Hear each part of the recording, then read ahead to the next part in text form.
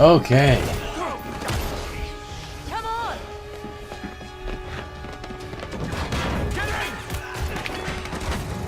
Alright, yeah.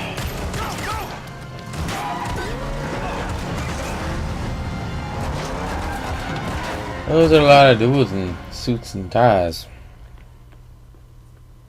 So then the guy says, well, you better tickle mine too, because now I gotta catch the goddamn thing. Cheers. Do a job, well done. Yeah. Are you going to join us, darling? Yeah. Yeah. Well, the map proves it. Drake didn't screw around in the East Indies for 6 months. He sailed straight through and headed to Arabia. Right? But here's where it gets interesting. You see this mark? This is John Dee's signature. Who the hell's John D? John Dee, one of Queen Elizabeth's closest advisors. Everybody knows that. Yeah, he was a great mathematician and navigator. Way ahead of his time. Absolutely. He's probably the one who invented that. Seriously into the occult. I mean, like a really creepy dark Yeah, see, way. he signed all his letters to the Queen with this symbol, meaning he was her eyes. The original 007, you see, look, 007. Not really that relevant. He who sent Drake to Arabia. Yeah, it looks that way. Dee and Elizabeth. And Walsingham. Great, but what for? Well, that's the million-dollar question, isn't it? And this is where T.E. Lawrence comes in. See, before Lawrence became Lawrence of Arabia, Great film. he was an archaeologist. And even when he was just a kid, he was obsessed with history, everything to do with knights and crusades. And he traveled all over, documenting every crusader site he could find. It's all in here. All right, you've lost me completely, kid. What the hell has this got to do with Drake? I'm getting to that. See, after the war, Lawrence said that if he were ever to go back to Arabia, it would be to search for this place he called the Atlantis of the Sands. Now, the legend crops up over and over again under different names. Ubar, Aram of the Pillars, the City of Brass. But the story is always the same.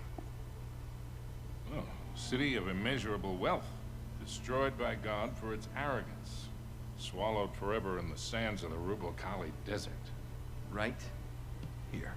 Well, I like the immeasurable wealth part anyway. And you think this is what Elizabeth and Dee sent Drake after? Oh, yeah. And more importantly, it's what Marlowe is after. So, wait, if Drake was on a mission from the Queen to find this place, why all the secrecy? I mean, it looks like he went to a lot of trouble to hide whatever he found, even from Her Majesty. I don't know. Oh, I'm sorry, what was that? No, hang on a second, because if you recall the last time we went halfway around the world searching for a lost city, things got more than a little dicey. Yeah, but this time we have the upper hand. I mean, look, Drake only had half the clues. Lawrence only had half. We have both. And Marlowe has nothing. Small problem. The Rubel-Kali Desert is 600 miles across. The Bedouin go around the damn thing. And even if we knew where it was, which we don't, we would die trying to find Just it. hold on. You see these symbols here? Yeah? Looks like Sabaean It's Sabaean script. script. Right. But the Crusaders were searching for the same lost city 1,000 years ago. But out of all the sites Lawrence documented, only 2 are marked with these symbols. One in Syria, the other in France. No, you 2 are going to Syria. We're heading to France. Look, we track down these clues. We find Lawrence's lost city. I'm sure of it. Well, and then what?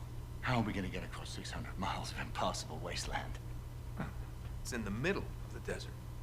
So technically, it'd be about 300 miles. Oh. Look, I don't know. We'll figure it out. Burn that bridge when we get to it, eh? Exactly. Oh man, What do you say? I'm starving. What the hell?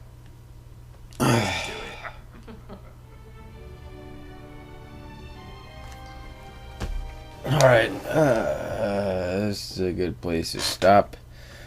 Let me get something to eat, and I'll do another session after that. Other than that, like the video, comment, do all that jazz. I love every single one of you. I don't know what part this will be, but this game's pretty epic, isn't it?